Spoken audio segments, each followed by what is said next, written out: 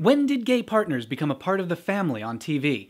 October 9th, 1977. That's the night CBS aired an episode of All in the Family entitled Cousin Liz, which in just a half hour accomplished 3 amazing things.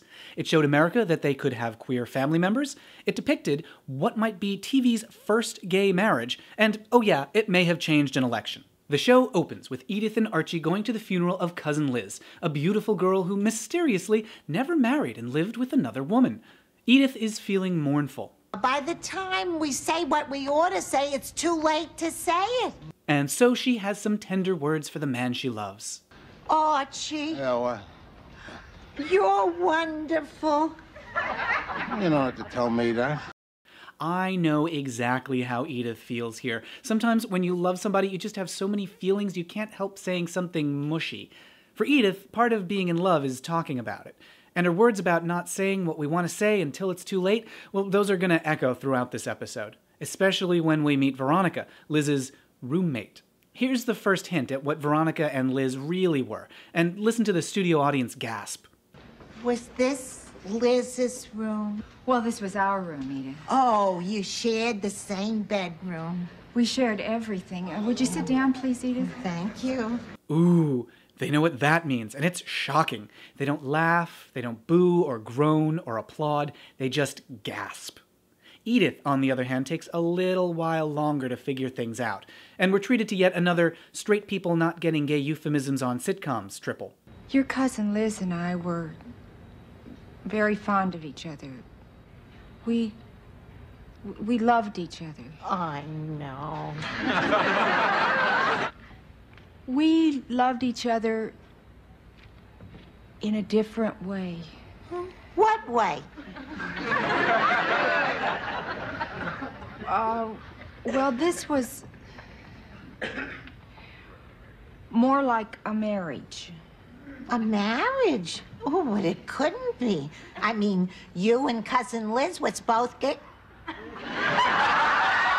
Ah, she said the magic words. Marriage. Edith's finally caught up, and she has the same response as the audience did, shock. But this time, the audience can laugh, because for us, this is old news. We've known Liz was a lesbian for a whole minute and a half. The news is a little difficult for Edith to process, but she knows what a marriage is. Remember, she loves her husband so much she nearly cried that morning. She may not understand lesbians, but she understands love. And she feels terrible that, unlike her, Veronica and Liz couldn't talk about what they meant to each other.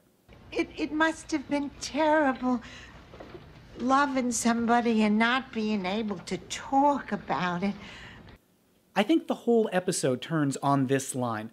Edith has made a decision here. She's on Veronica's side. Because with the word marriage, she sees that this lesbian is not so different from her. But the question is, will the audience be willing to go along with her? That question's put to the test over an inheritance. Edith is supposed to inherit Liz's tea set, but Veronica asks if she can keep it as a reminder of their 25-year relationship. Edith's response? You can have the tea set. I mean, it belongs to you. You're really her next of kin. Oh, thank you, Edith. Thank you. Remember, this is a woman so shocked by lesbianism, she was paralyzed a few moments earlier. But Veronica said the magic word, marriage, and that's all Edith needs to hear. And now it's her turn to go through a euphemism triple with Archie. Edith, your Liz is closest living relation. Veronica was even closer. It's like, to me, your family. Well, Veronica and Cousin Liz was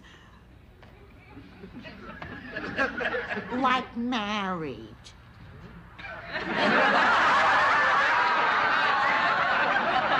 Now he gets it. This reaction to the news gets the biggest laugh of the episode. That shocked gasp is way in the past. Every time the word marriage is said, the audience gets a little more comfortable with the idea. So now Archie and Veronica have a fight over the inheritance. Jughead is nowhere to be found. And Archie realizes that if he wanted to, he could blackmail her. Because I might lose my job. What's your job got to do with the silverware over there? Oh. Veronica's a teacher, and at the time it was common for queer teachers to be fired. In fact, this episode aired 1 year before California voted on the Briggs Initiative, which would have required the firing of gay and lesbian teachers. And it was rerun the night before the election. The next day, Briggs lost, one of the first major ballot victories for LGBTs, possibly in part because voters sympathized with the lesbian teacher on this episode. Archie threatens to out Veronica if she won't give up the tea set, and things look bad. Who the hell wants people like that teaching our kids? I'm sure God sit in the judgment. Well, sure he is, but he's God. You ain't. Holy cow. Applause. 10 minutes ago, all the audience could do was gasp, but now, after hearing the word married a few times, they're clapping. Hesitantly, but still clapping, in defense of a same-sex relationship. It takes a second for the applause to start, and I can only imagine that the audience was surprised to find themselves wanting to applaud at this line. Edith drives home the lesbians are just like us message one more time. She's all alone in the world now, and she's got nobody to take care of her like I have. And she can't help how she feels. And she didn't hurt you, so why should you want to hurt her? Archie, I can't believe you'd do anything that mean. She doesn't stand up to Archie often, but she'll go to bat for family. And so Archie relents. He even gives her a hug. And then when she's not looking, he steals the sugar tongs and runs out, leaving Veronica to wonder where they went, and the audience to wonder if they should rethink their support for Briggs-type initiatives. The question at the heart of this episode is, are gay people a part of the family? Edith's not sure what gay people are, but she knows what family is. People who love each other. And when she hears the magic word, married, she understands that this person is family. And she knows that when someone's family, you take care of them. It wasn't until the 90s that we saw TV's first gay weddings on Rock and Friends and Roseanne, but 15 years earlier, All in the Family was able to turn shock into applause for something just as groundbreaking.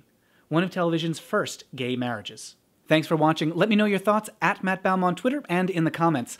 You can subscribe for more videos and check out my podcast, The Sewers of Paris, for revealing personal stories of the entertainment that changed the lives of gay men.